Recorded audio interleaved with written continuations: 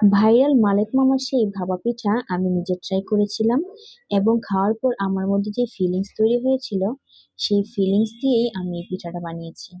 কেননা তারা তাদের সিক্রেট টিপস গুলো কারোর সাথেই শেয়ার করতে চায় না। আর এটা খুবই স্বাভাবিক বিষয়। আর এই পিঠা খাওয়ার পর আমার বাসার সবাই শুধু একটা কথাই বলেছে, যে এত মজার বাবা পিঠা তারা এর আগে কখনো খায়নি।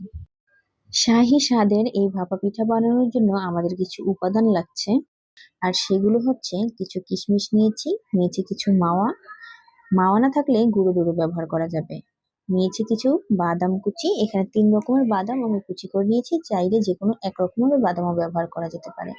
কিছু নারকেল কোড়ানো নিয়েছি, আর দিয়ে দিচ্ছি এর মধ্যে কিছু মোরব্বা। এগুলো নির্দিষ্ট কোনো পরিমাণ নেই, আপনারা যে যতটুকু মিষ্টি বা উপাদান পছন্দ করেন অতটুকু দিলেই হবে। চাইলে বাড়িয়ে বা কমিয়েও নিতে পারেন। সবকিছু একটা চামচের সাহায্যে একটু আলতো করে মিশিয়ে নিচ্ছি। মেশানো হয়ে গেলে এগুলোকে একটা সাইডে রেখে দিচ্ছি। এগুলো আমাদের পরে কাজে লাগবে। একটা বাটিতে 2 কাপ নিয়েছি হচ্ছে পোলার চালের গুঁড়া, আর 1 কাপ দিয়ে দিচ্ছি আতপ চালের গুঁড়া। চাইলে সমপরিমাণ নিতে পারেন, আবার চাইলে শুধু পোলার চালের গুঁড়ো দিয়েও এই পিঠাটা তৈরি করতে পারেন, সেই ক্ষেত্রে পিঠার টেস্ট আরো ভালো আসবে। এখন এই চালের গুঁড়ার মধ্যে আমি দিয়ে দিচ্ছি 1 চামচ পরিমাণ গোলাপ জল। এই গোলাপ জল দেওয়ার কারণে পিঠার মধ্যে খুব সুন্দর শাহি একটা ফ্লেভার আসবে। এরপর অল্প অল্প করে দুধ দিয়ে এই চালের গুঁড়াটাকে আমি মাখিয়ে নিব। নর্মালি ভাপা পিঠা বানানোর জন্য আমরা যেরকম করে চালের গুঁড়াটা মাখিয়ে নিই, ঠিক সেরকম ভাবেই মাখাতে হবে। মাখানোটা এরকম হবে, যখন আপনি হাতের মুঠোয় নিয়ে একটু চাপ দিবেন তখন দেখা যাবে যে এক মুঠো হয়ে গেছে। আবার যখন হালকা করে একটু হচ্ছে আপনি চাপ দিবেন তখন হচ্ছে ভেঙে যাবে। এই যে আমি ভিডিওতে দেখিয়ে দিচ্ছি ঠিক এরকম। আর এটা হচ্ছে একদম পারফেক্ট একটা মেজারমেন্ট।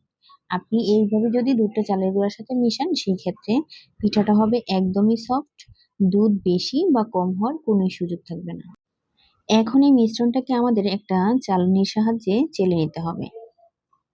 আর আমরা যারা ভাপা পিঠা সচরাচর বানিয়েছি তারা সবাই জানি যে ভাপা পিঠা বানানোর ক্ষেত্রে এই স্টেপটা অবশ্যই ফলো করতে হয়।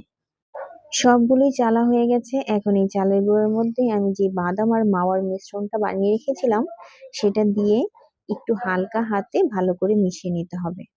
আর এই কাজটা একটু সাবধানতার সাথে করতে হবে, খুব বেশি চেপে চেপে মেশানো যাবে না, হালকা হাতে আলতো করে মেশাতে হবে।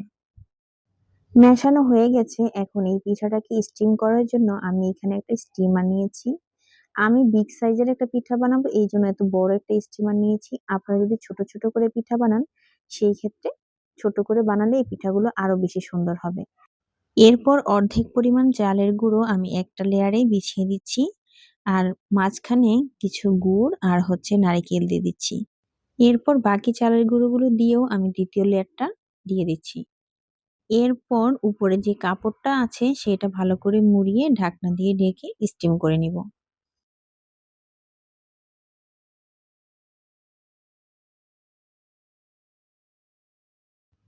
পানিতে যখন এরকম বলক চলে আসছে তখন আমি উপরে স্টিমারটা বসিয়ে দিয়েছি। আর 5 মিনিট হচ্ছে এরকম স্টিম করার পর আমি উপরে কিছুটা ঘি এরকম করে ছড়িয়ে দিচ্ছি। এতে করে পিঠার মধ্যে এত সুন্দর একটা ফ্লেভার তৈরি হবে যে আপনার বাসাটা পুরো মোমো করবে পিঠার গ্রানে। 10 মিনিট পর পিঠাটা পুরোপুরি কিন্তু কুক হয়ে গেছে। আর এই পিঠাটা স্টিম করতে আমার প্রায় 15 মিনিটের মতো সময় লেগেছে। এখন এই পিঠাটাকে আমি তুলে কেটে শেয়ার করছি। ভাপা পিঠাকে যদি শাহী স্বাদে খেতে চান তাহলে এই শীতে একবার এইভাবে ট্রাই করে দেখতে পারেন। আল্লাহ হাফিজ।